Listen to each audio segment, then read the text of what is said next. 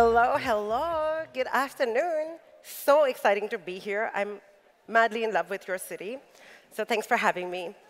So I'm Purna, and I'm going to be talking to you about how marketers should harness the power of visual intelligence and augmented reality. But first, let's play Have You Ever? So I'm going to show you a couple of scenarios, and just raise your hands if you've done it. Simple? Okay. Have you guys ever interacted with a map listing? Yes, we all have. How about have you ever clicked on a shopping ad? Yes, we've all done it. And what about this? How many of you always watch those recipe videos on Facebook? Yeah. And then I convince myself that I can make that in like 10 minutes, and it'll be great. But sadly, it's not always true. But we do this because we are visual creatures. We eat with our eyes. We travel with our eyes. We fall in love with our eyes. And so it just makes sense that our technology needs to keep up with our desire to see everything. And it's not just us. The next generation, if you think about Gen Z, who's grown up in this Pinterest, Instagram world, they communicate with images. And we think we're pretty cool because we can second screen. Look at that. They can work with 5 screens at one time. Like, wow, I couldn't do that. So let's look at how our technology is evolving to keep up with all of us. We're going to talk about today virtual and augmented reality. Then I'm going to give you 3 really cool uses for visual intelligence. And then I'll share with you some tools and tips that you can use to take action. Super simple. And you can tweet me at any time if you have any questions. I'm always happy to chat. Now, when we think about the future of visual technology, we tend to always just think about augmented and virtual reality. But there's a third one. It's called mixed reality. This is when your virtual world and your real world are blended together, and you can use each to control the other. Let me show you what I mean. How many of you know what this is? Sure, shout it out. Hololens, exactly. So this is Microsoft's Hololens, which is a mixed reality device. You can put it on, and you can project 3D holograms in front of you that you can interact with. Want to see it in action? OK, take a quick look. Media matters in building audiences on new device form factors. Microsoft HoloLens is no different, and we want 3D media to shine on the platform. To make that happen, we've created an accessible pipeline for publishers to easily distribute their holographic media on our devices. Microsoft Edge is the only web browser that allows you to bring 3D content into your real world. The level of investment needed to supplement a publisher's existing website with holographic media is much lower than building a new native app. And accessing content through the web is well-established consumer behavior. We've been working with a number of brands to build live web experiences. These pilots are a fantastic way for our publishing partners to start experimenting with mixed reality and begin to realize the long-term impact HoloLens will have on consumers. Today, any company or brand can use Edge on HoloLens to be part of the future of the internet.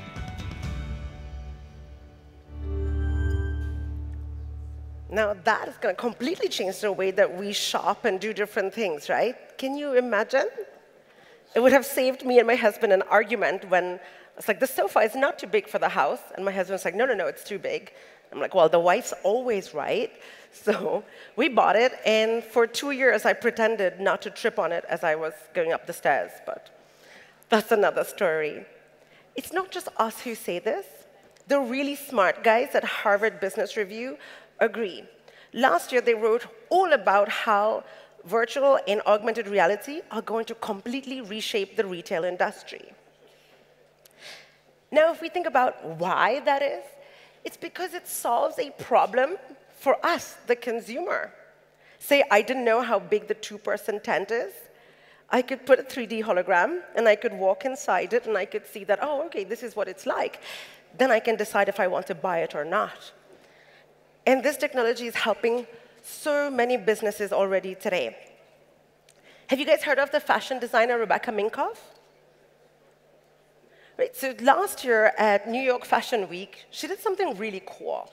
She had people in the audience download this augmented reality app. So then, as the models were walking down the runway, the people in the audience could look and see how those clothes would look on their own bodies. That's pretty cool. It's good for the consumer because you can see exactly what it'll look like. You can make the right decisions. But it also helps the business. In an interview with GeekWire, her brother Uri Minkoff had reported that his business and the retail industry in general tends to have a 20 to 40% return rate. So if trying clothes on virtually can help reduce the cost of processing returns, that's a win-win-win for everybody.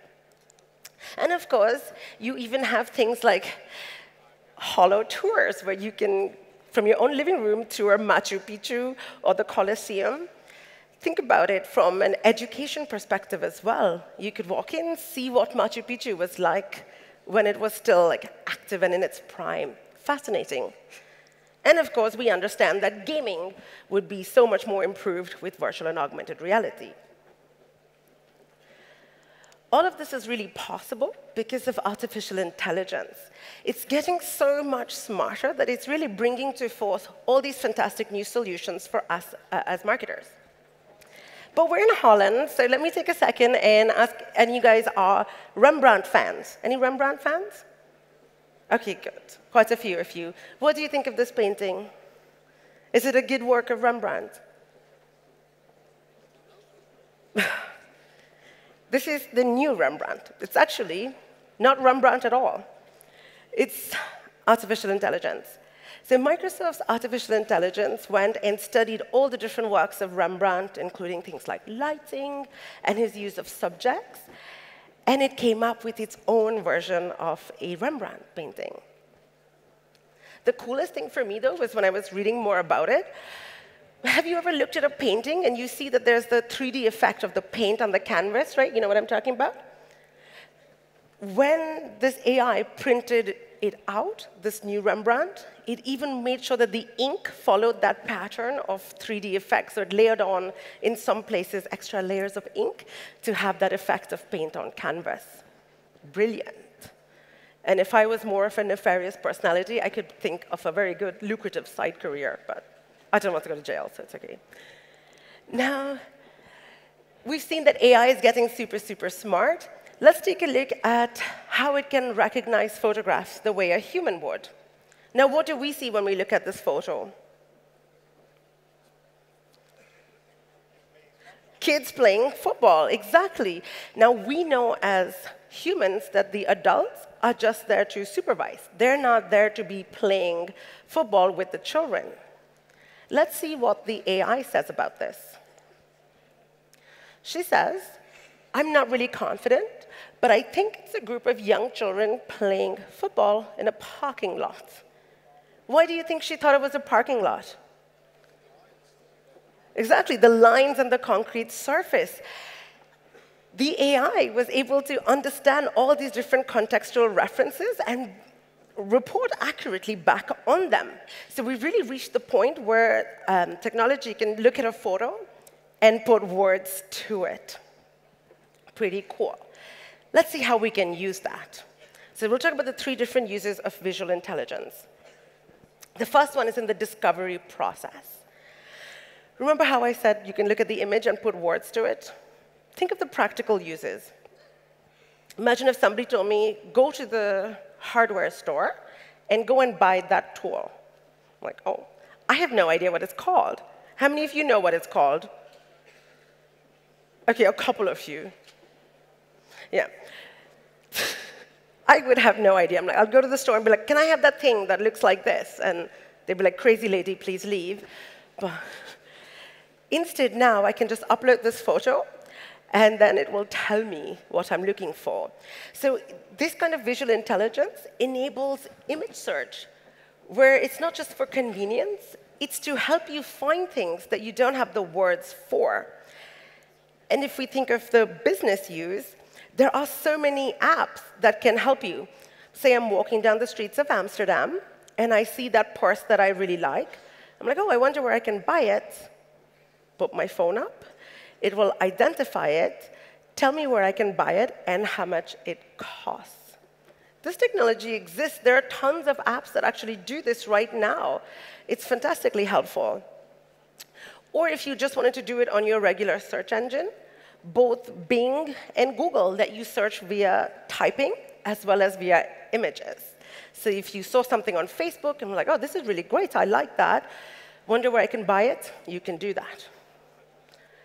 Another fun but slightly less practical tip for this technology is you can even upload your photo to find your doppelganger. So it really does work.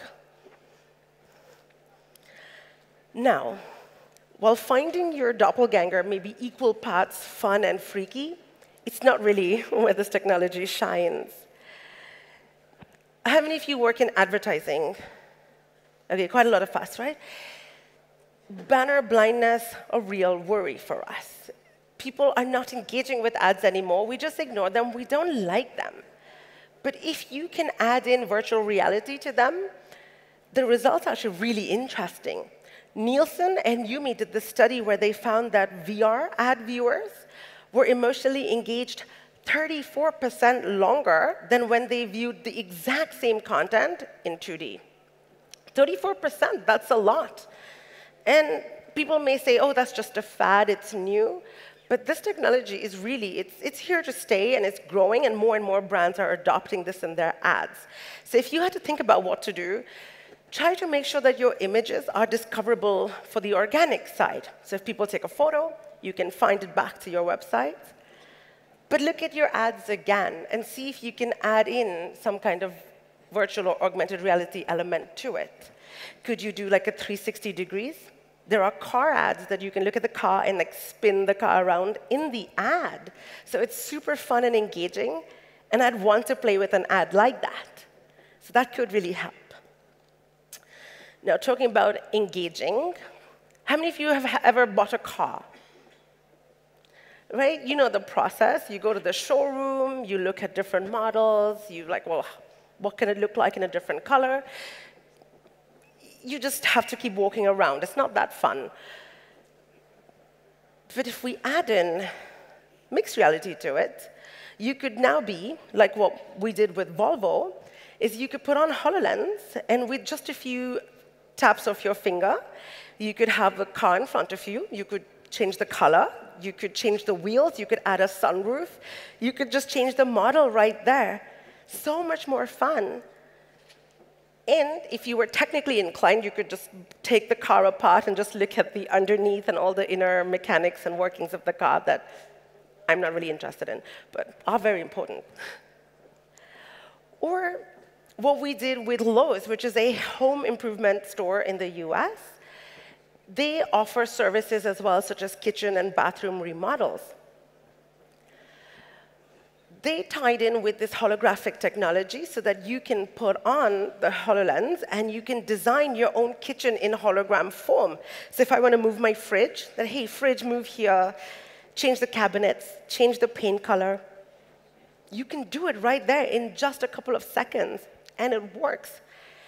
So it's good for the consumer, but again, it's really good for the brand, because now they know exactly what the customer wants. They can give them what they are looking for and have a higher rate or higher likelihood of having happier customers. So what can you think of for your own content? Could you do things like DIY guides?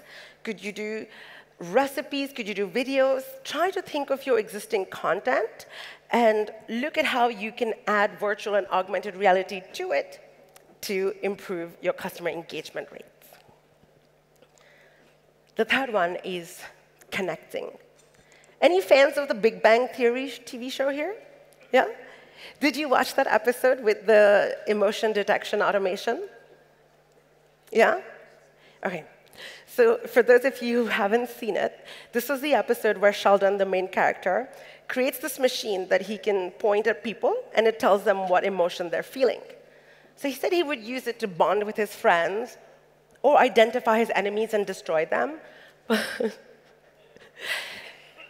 It's actually quite possible to do this technology.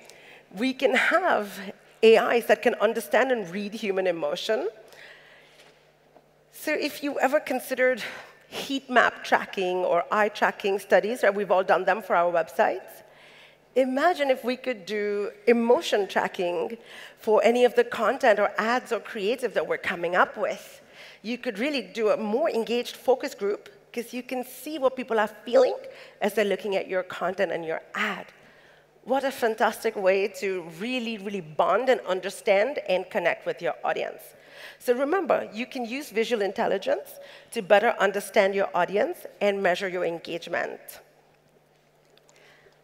So how do you take action? Lots of exciting ideas. What can you do?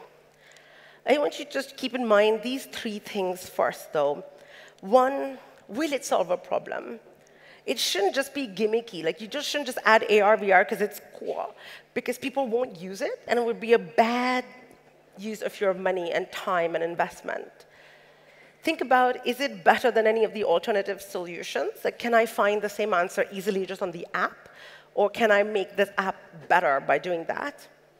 And just make sure it's easy to use and people understand what they should be doing when they're looking at your VR app. You don't want to be sitting there and people are like, OK, what do I do next? So try to think about making it very intuitive. And then you can use tools such as all these cognitive services APIs that Microsoft has to offer, or any of them that exist on the market today. And there are a ton of them, from emotion APIs that will track emotion, or computer vision that identifies things within pictures, or face API that recognizes people. So everyone's like, oh my gosh, there's so many. How many do I need? Where do I start? What do I do? Keep this one thing in mind. What is the problem that I'm trying to solve? And what's the simplest way to get started? I'll give you the story of Uber. Now, Uber used just one single API, the Face API, and they harnessed it to create a selfie for safety program. So now when the driver's on his shift, he can randomly get asked to, like, hey, take a selfie so we can make sure we match it back to the person on the account. So it protects the riders, and it protects the driver as well, so no one can steal his identity. Such a simple solution, such a big result from doing that. Super smart. Now, we saw the power of just one single API. Can you imagine what's possible when you put them all together? I'll show you. Here's what happens when you mix a few different APIs.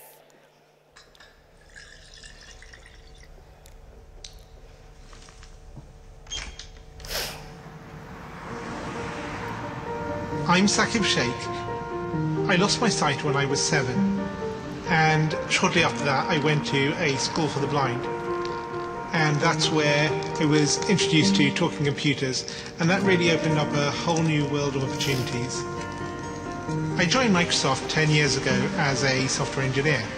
I love making things which improve people's lives.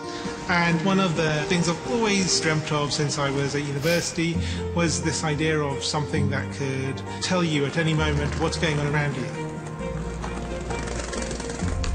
I think it's a man jumping in the air doing a trick on a skateboard. I teamed up with like-minded engineers to make an app which lets you know who and what is around you. It's based on top of the Microsoft Intelligence APIs, which makes it so much easier to make this kind of thing. The app runs on smartphones, but also on the Pivot Head smart glasses. When you're talking to a bigger group, sometimes you can talk and there's no response, and you think, is everyone listening really well, or are they half asleep? And you never know. I see 2 faces, 40-year-old man with a beard looking surprised, 20-year-old woman looking happy. The app can describe the general age and gender of the people around me and what their emotions are, which is incredible. One of the things that's most useful about the app is the ability to read out text. Hello, good afternoon. Here's your menu. Great, thank you. I can use the app on my phone to take a picture of the menu, and it's going to guide me on how to take that correct photo. Move camera to the bottom right and away from the document. And then it'll recognize the text. Read me the headings. I see appetizers, salads, paninis, pizzas, pastas. Hi. Years ago, this was science fiction. I never thought it would be something that you could actually do. But artificial intelligence is improving at an ever faster rate. And I'm really excited to see where we can take this. As engineers, we're always standing on the shoulders of giants, building on top of what went before. And in this case, we've taken years of research from Microsoft Research to pull this off. I think it's a young girl throwing an orange frisbee in the park. For me, it's about taking that far-off dream and building it one step at a time. I think this is just the beginning.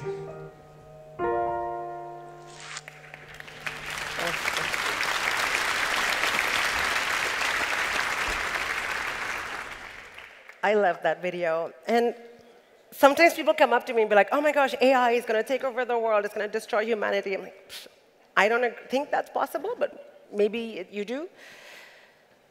It will make our lives a lot better before, if it ever does anything like that.